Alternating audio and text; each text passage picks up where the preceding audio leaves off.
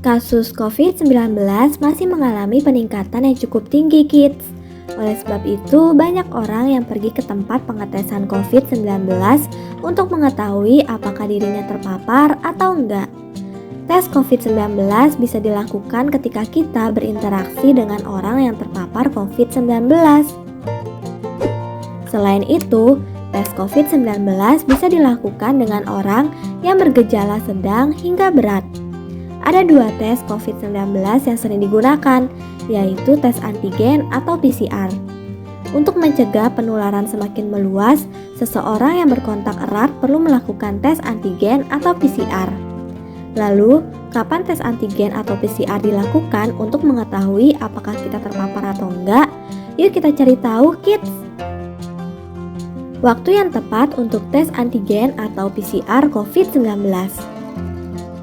Ahli menyampaikan bahwa jika ada seseorang yang terpapar atau kontak erat dengan pasien COVID-19, maka harus segera melakukan tes. Perlu melakukan tes sesegera mungkin untuk mengetahui apakah kamu positif atau enggak. Jika dinyatakan positif, maka segera lakukan isolasi mandiri sesuai dengan arahan dari pemerintah atau puskesmas. Selain itu, jika dalam beberapa hari muncul gejala, kamu memerlukan tes antigen atau PCR kembali.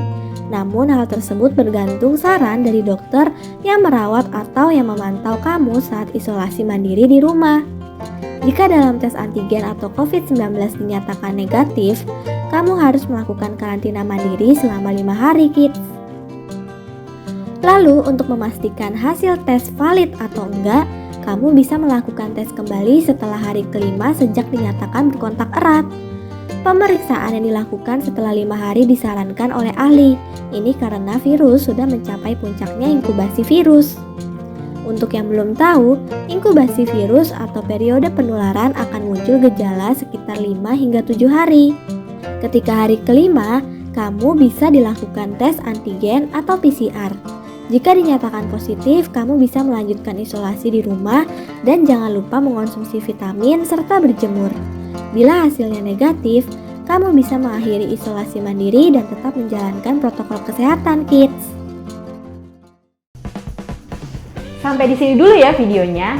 Jangan lupa like, comment, subscribe, dan share ke teman-teman lainnya ya, kids. Bye-bye!